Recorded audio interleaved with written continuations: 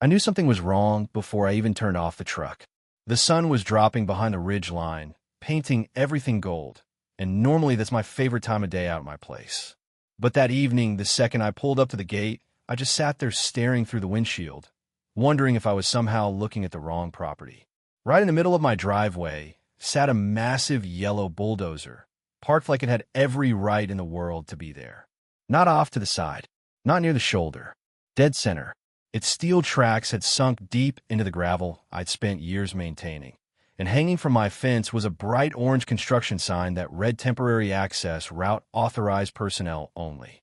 I remember actually laughing for a second because it was so ridiculous. Then I stopped laughing when I realized somebody was serious.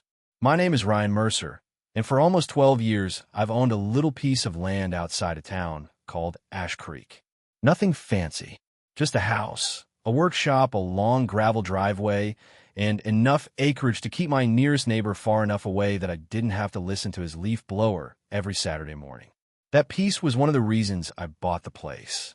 About a year before all this happened, a company called Blackstone Ridge Development purchased several hundred acres bordering my property.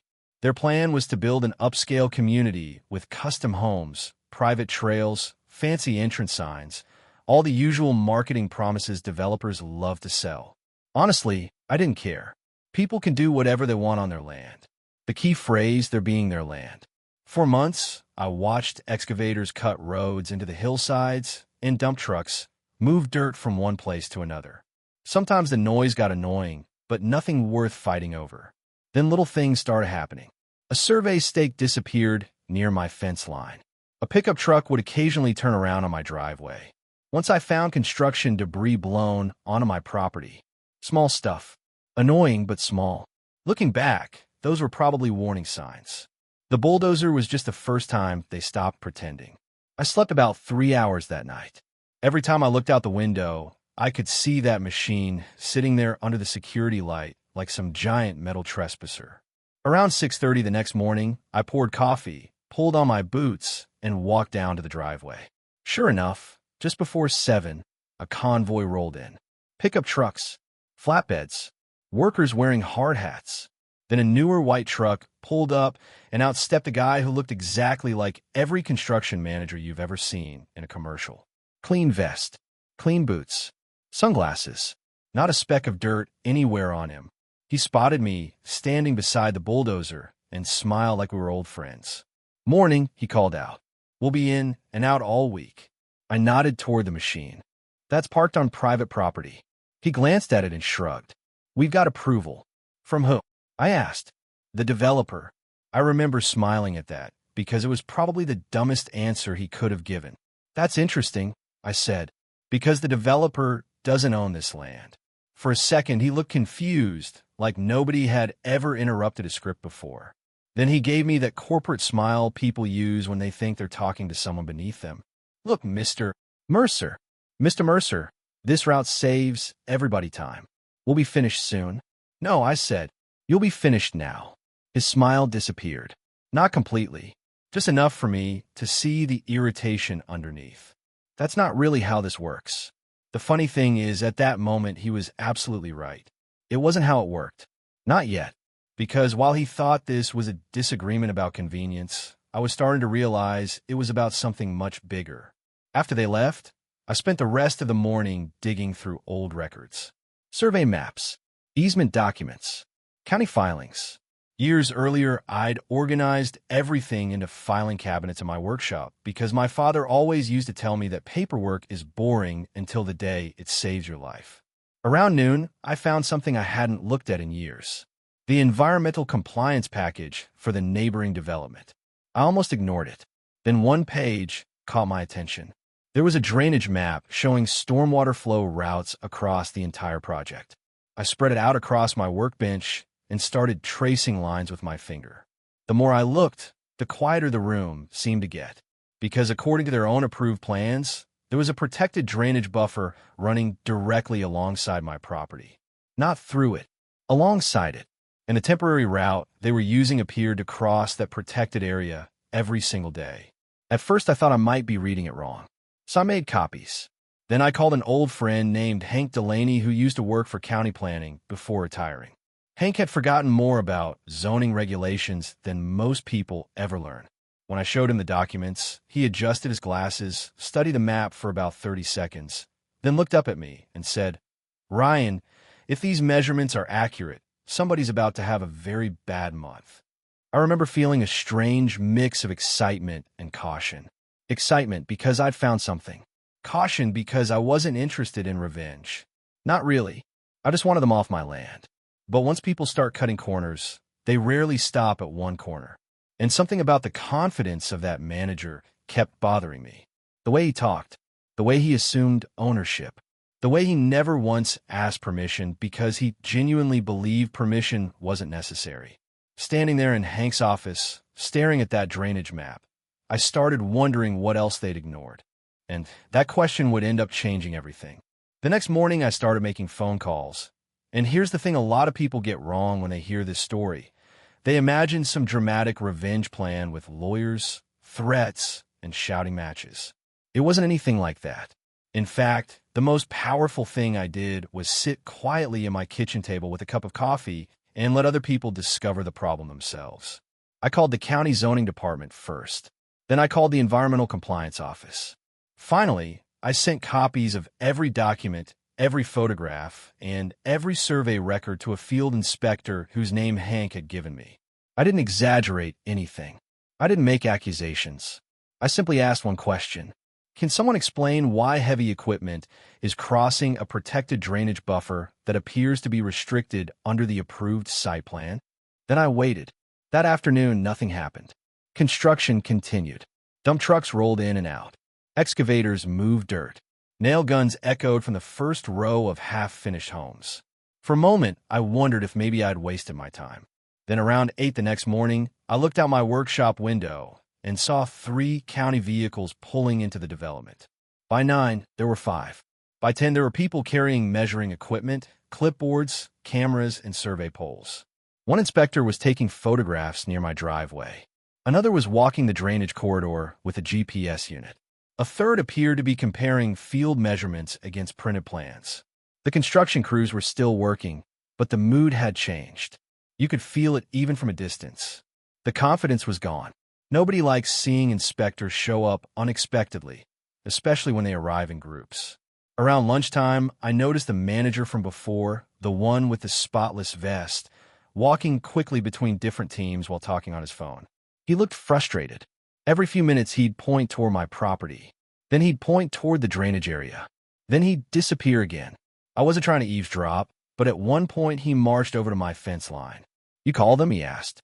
"I answer questions when they were asked," I replied. "You know this is creating delays." I couldn't help smiling. Funny, parking equipment on somebody else's property creates delays too. He stared at me for a moment before walking away. The inspectors stayed all day. They came back the next day, then the day after that. What started as a simple complaint about unauthorized access was becoming something much larger. It turned out the drainage buffer wasn't the only issue. Once inspectors began comparing approved plans to actual field conditions, they started finding discrepancies. Small ones at first, then bigger ones. Certain grading elevations didn't match what had been approved. Some runoff controls appeared incomplete. Environmental markers were missing in areas where they should have been clearly visible. Access routes had shifted. Documentation didn't always match reality. Now, I want to be clear about something. I didn't uncover all those violations myself. The inspectors did. That's what made the situation so dangerous for Blackstone Ridge development. When regulators lose confidence in one part of a project, they start checking everything. And when they start checking everything, shortcuts become expensive. 3 days after the inspections began, construction activity slowed noticeably. Equipment sat idle for longer periods. Workers gathered in groups, talking. Deliveries stopped arriving as frequently. Then came the moment that really made me realize how serious things had become. I drove into town for supplies and stopped at a diner called Maggie's Place. Everybody in Ash Creek ends up there eventually. Farmers, contractors, teachers, retired couples. If something happens in town, Maggie's hears about it before the newspaper does. I ordered lunch and sat at the counter when I overheard two subcontractors discussing the development. One of them said, "They've got the county crawling all over that site." The other shook his head. "Lenders are asking questions now." That caught my attention. Inspectors are one thing. Lenders are something else entirely. A construction project can survive paperwork problems. It struggles when money starts getting nervous. Over the next week, the atmosphere around the development changed completely. The giant marketing banners still stood near the highway, promising luxury living and scenic views. But behind them, there was tension. Meetings seemed constant. Pickup trucks belonging to executives appeared more often than construction crews. Lawyers began showing up. Surveyors returned repeatedly. Then one afternoon, Hank called me. "You sitting down?" he asked. "Should I be?" County ordered a full compliance review. I leaned back in my chair. The entire project, every phase currently under development. For a few seconds, neither of us said anything. I looked out toward the hills where the houses were being built. For my property, they looked almost finished. Roofs, windows, fresh pavement, millions of dollars already invested. And now everything was under a microscope because somebody decided my driveway was a shortcut. The following week brought even more surprises. A local reporter started asking questions. Nothing major, just enough to stir interest. Public meetings became tense. Residents from neighboring properties raised concerns they'd apparently been sitting on for months. Some complained about runoff. Others mentioned boundary issues. A few questioned whether promises made during planning meetings had actually been kept. It was like removing one loose brick from a wall and discovering half the structure behind it was unstable. One evening, I was repairing a fence post when my neighbor, Ellen Brooks, drove over on her ATV. Ellen had lived in the area longer than almost anyone. She parked beside me and shook her head toward the development. "You know what the funny part is?" she asked. "What's that?" "If they just asked permission, you probably would have worked something out." I laughed because she was right. If somebody had knocked on my door, explained the situation, offered compensation for temporary access, and treated me with respect, this entire story might have ended differently. The problem wasn't the bulldozer. Not really. The problem was arrogance.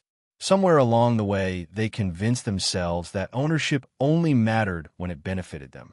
About 10 days after the inspectors first arrived, the white truck returned. I recognized it immediately. This time the manager didn't walk over with confidence. He walked over with exhaustion. His shirt was wrinkled. His eyes looked tired.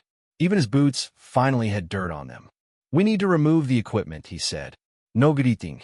No smile. Just business." I glanced toward the bulldozer. It had been sitting there the entire time, untouched, almost like a monument to bad decisions. "Go ahead," I said. He nodded. For a second, it looked like he wanted to argue. Maybe apologize. Maybe blame somebody else. Instead, he simply turned and walked away. A few minutes later, the engine roared to life. The machine that had arrived like a declaration of ownership now left like evidence being removed from a crime scene. I watched it crawl down the road until it disappeared behind a ridge. And for the first time in weeks, my driveway belonged entirely to me again. But the story wasn't over. In many ways, the real consequences were only beginning. Because while removing a bulldozer is easy, restoring trust is a lot harder. Investors were already asking questions. Buyers were already hesitating. Regulators were still reviewing documents. Every delay generated new costs. Every unanswered question created new uncertainty. And uncertainty is poison for projects built on borrowed money. By the end of that month, rumors were everywhere. Some people claimed financing was being reevaluated. Others said permit approvals were being reconsidered. Nobody seemed to know the full truth, but everyone agreed on one thing. The development was in trouble. What none of us realized yet was just how quickly that trouble would grow, and how a decision that started with one bulldozer parked on one driveway was about to threaten the future of the entire project.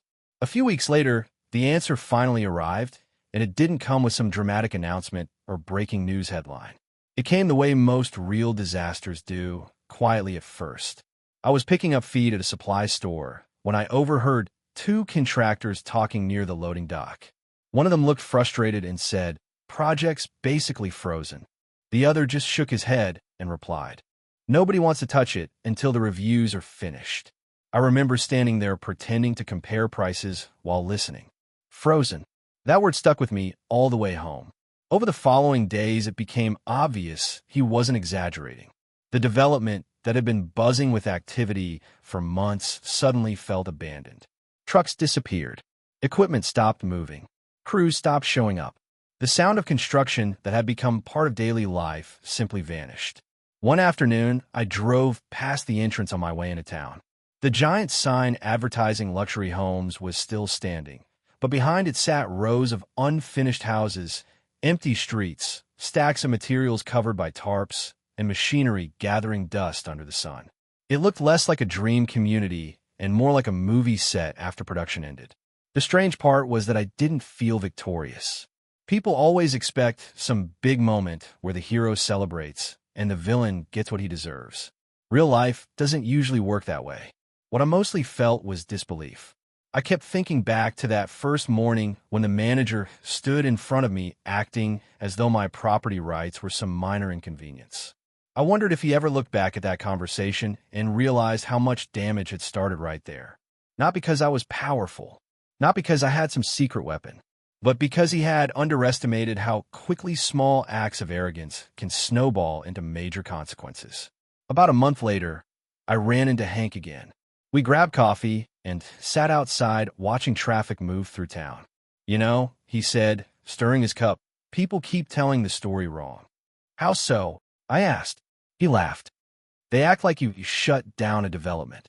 I raised an eyebrow. "Didn't I?" "No," he said. "They shut themselves down. You just refuse to let them walk across your property." I thought about that for a while because there was truth in it. The reality was simple. I never demanded their permits be suspended. I never ordered investigations. I never discovered most of the violations. All I did was insist that my land be treated like my land. Everything that happened afterward came from decisions they had already made long before I got involved. Decisions to ignore procedures. Decisions to cut corners. Decisions to assume nobody would notice. As the months passed, the project remained stalled. Investors reportedly backed away. Some contracts were canceled. Ownership structures changed. Rumors circulated that portions of the development might eventually be sold to another company. Whether all of those rumors were true, I honestly don't know. Small towns are fueled by gossip almost as much as gasoline. What I do know is that construction never returned to the pace it once had. The momentum was gone. And once momentum disappears from a large project, getting it back can be nearly impossible. Meanwhile, life on my property returned to normal. The gravel driveway was repaired. The fence line was fixed. My evenings became quiet again. Sometimes I'd sit on the porch and watch the sunset without hearing engines, backup alarms, or construction radios echoing through the hills. It reminded me why I bought the place in the first place. Not for profit, not for status, just for peace. One evening, nearly a year after everything began, I walked down to the end of the driveway and stood where that bulldozer had once been parked. The tracks were long gone. The gravel had settled. If you didn't know the story, you'd never guess anything unusual had happened there. And that's when a thought hit me. Most people think property disputes are about land. They aren't. They're about respect. Land is just the thing being argued over. What really matters is whether people believe your rights deserve the same protection as theirs. The developers looked at my driveway and saw a shortcut. I looked at it and saw the years I spent maintaining it, the mortgage payments I'd made, the weekends I'd sacrificed, the life I'd built. That's the difference. One side saw convenience. The other saw ownership. And when those two perspectives collide, somebody usually learns an expensive lesson. Every now and then, people still ask whether I regret reporting it. The answer surprises some folks. No, I don't. But not because I enjoy seeing others fail. I don't. The truth is, if someone can ignore your boundaries once without consequence, they'll do it again. Maybe not tomorrow, maybe not next week, but eventually. Boundaries only exist when they're enforced. Otherwise, they're just suggestions painted on paper. Looking back, the most remarkable thing about the entire situation wasn't the investigation, the delays, or even the financial fallout. It was how avoidable everything had been. One respectful conversation, one honest request, one acknowledgement that my property wasn't theirs to use. That's all it would have taken. Instead, somebody chose entitlement over respect, and the consequences spread further than anyone expected. So that's my story. A bulldozer showed up on my driveway. A developer assumed nobody would push back, and a shortcut turned into a disaster that nobody saw coming. Maybe some people think the outcome was justified. Maybe others think it went too far. Honestly, that's what makes stories like this interesting. Reasonable people can look at the same events and come away with completely different conclusions. So now I'd like to hear from you. If you were in my position, would you have done the same thing, or would you have let them use the driveway and avoided the conflict altogether? And if you were running that development, at what point do you think things became impossible to fix? Let me know down in the comments. I'm genuinely curious where you stand on the line between protecting what's yours and becoming responsible for what happens next. If you enjoyed this story, don't forget to like, subscribe, and share it with someone who appreciates a good lesson about property rights, accountability, and the cost of taking shortcuts. Because sometimes the smallest boundary is the one that reveals a person's true character.